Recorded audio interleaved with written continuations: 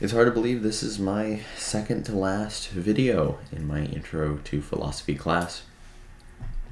And I think in the process of making a lot of these videos, I have significantly improved my articulation, my capacity to structure things, and my general confidence when approaching a lot of these philosophical concepts. Regardless, as always, the MLA citations will be in the description. And without further ado, let's get into skepticism. Okay, so the rules for this assignment were to justify skepticism as the most beneficial system of philosophical inquiry, at least as far as asking questions go. And one of the big parts of doing that is coming up with a thesis statement. I think this sums up the video pretty well. Skepticism provides extreme utility to authentic philosophical inquiry by stripping man's reductions, no matter how seemingly insignificant. So, I think it is best we first analyze an actual definition of skepticism. According to Britannica, skepticism is the attitude of doubting knowledge claims set forth in various areas. Obviously, it's generally self-explanatory. You are skeptical. However, I would like to cite the origin of that word. In Greek, it is skeptikos, which directly translates somewhat to inquire, or someone who is unsatisfied and still looking for truth. Very interesting divergence from our general usage in English. The skeptic is not an individual who necessarily relentlessly questions for the sake of questioning, but for the sake of finding truth. And I think that's a very important distinction to make, and I'll explain that in just a moment. So, skepticism and labeling. Personal identity is the overarching nebulous structure that we're trying to tackle in chapters 4 through everything else, basically. And when attempting to approach personal identity, we have a tendency to label things very simply. We'll call those reductions. Reductions, for example, will be just immediate judgment calls based off of all of the different sets of stimuli that I've talked about in previous videos. So we can say experience, for example, can build reductionist philosophy. And so when you look at a certain group of people or a type of person, you're able to make immediate judgment calls on them and assign a personal identity.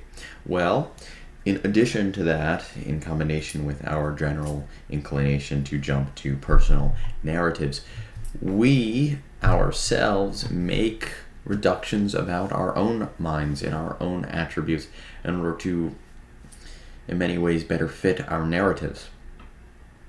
I think that we have a tendency very strongly to associate with our traits, which is natural. I mean, we have to organize ourselves into a social hierarchy.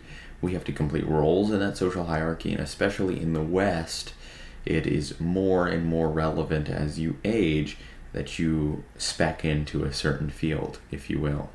You fulfill a certain task, and that task-oriented system is what builds the identity about you.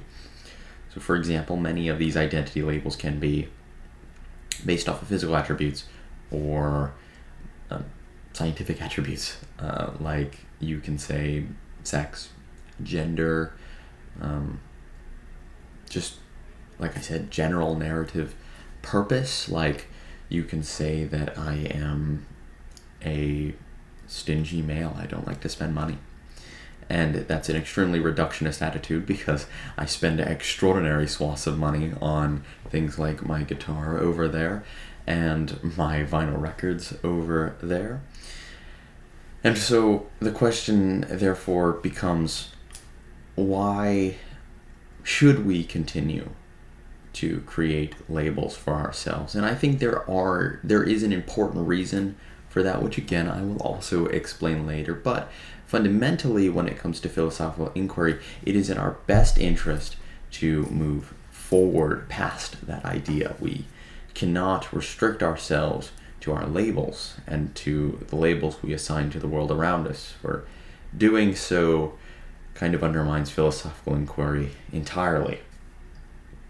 As I've stated before, humans are tied to their labels intrinsically. It's kind of built into our system, as I said, about narrative structure. And the book does talk about this kind of a side tangent. The book kind of talks about how certain people don't have narrative structure to their lives, and that's very true. Some people view their lives almost episodically. But at the same time, when I speak of narrative, I'm speaking of the self-actuated system, these labels that I'm speaking of. That's what I'm talking about, not necessarily that people have an overarching idea about how their lives operate, but more so that they have certain attributes that they assign to themselves and they assign to the world around them to help unpack certain bits of stimuli. And honestly, I'm not really totally convinced that people just walk around without any sense of narrative. To me, that would be hard to believe. Apologies. That's a side tangent and has nothing to do with the video.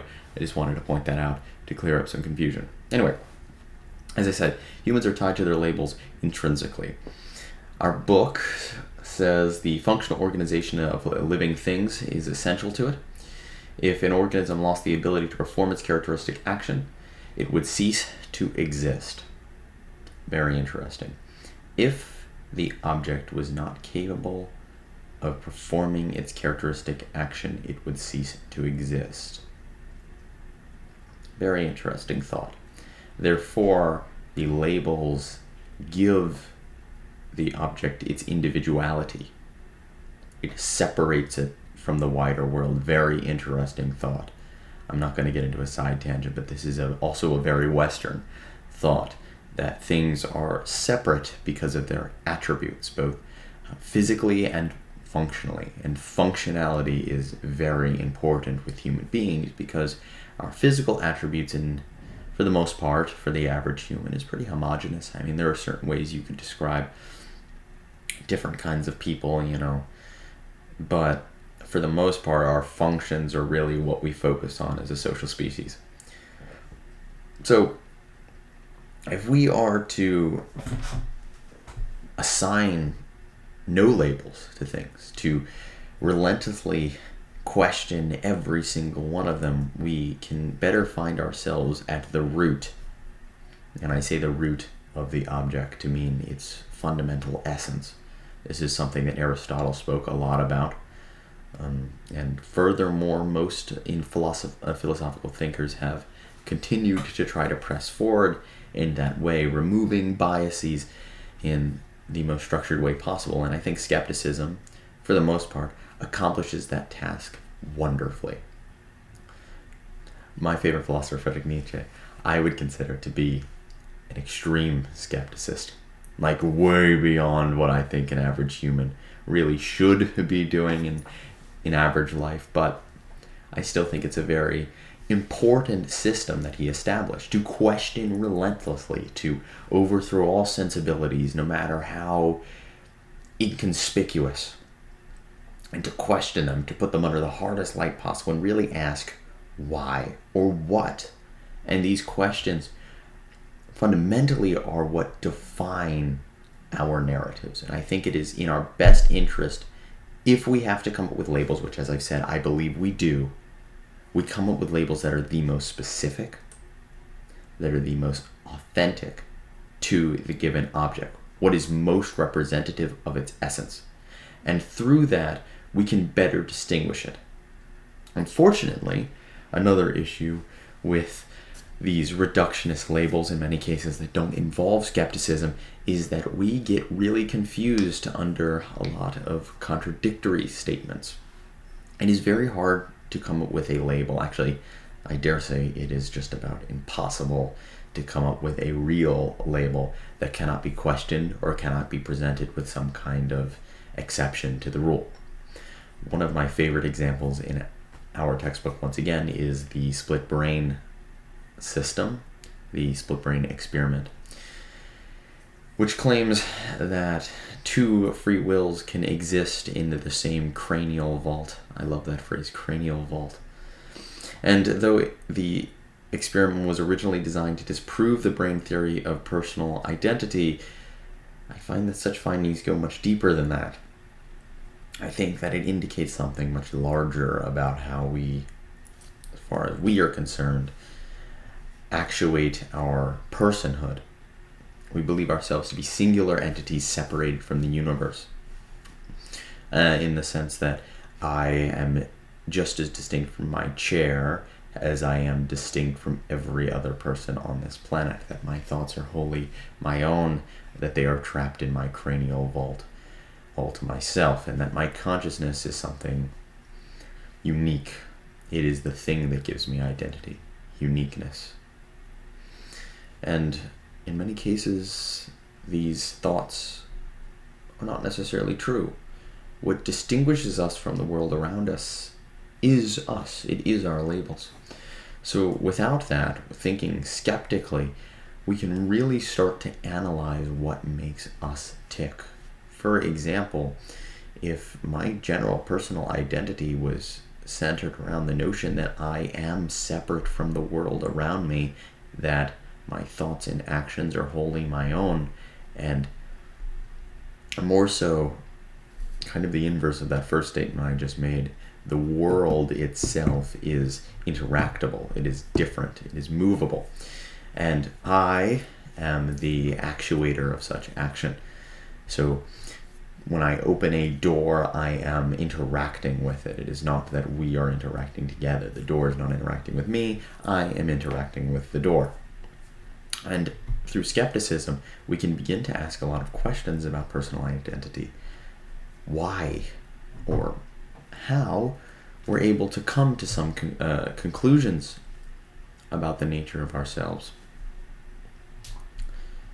John Locke is a massive thinker in this area. He speaks tons and tons and tons about personal identity because it was necessary to establish the foundations of our personal identity. And I think even then, there are some errors that are inevitably made when attempting to define what makes us us. Unfortunately, this is a topic that is very hard to speak about without kind of talking in circles, so I think I kind of expunged most of what I was going to say, but skepticism in this regard is the most beneficial way to approach things because it allows us to strip ourselves of these narratives, at least for the most part, as many biases as we can. We want to be like David Hume, we want to be like Friedrich Nietzsche, we want to uncover every stone because the skeptical mind is the one who seeks truth, like in the traditional Greek. They are truth seekers, they are unsatisfied with simple answers or reductions. They want authentic reality. And in pursuit of that, we must be very careful. We must be very scientific. And in this way, we are authentic philosophers. Thank you.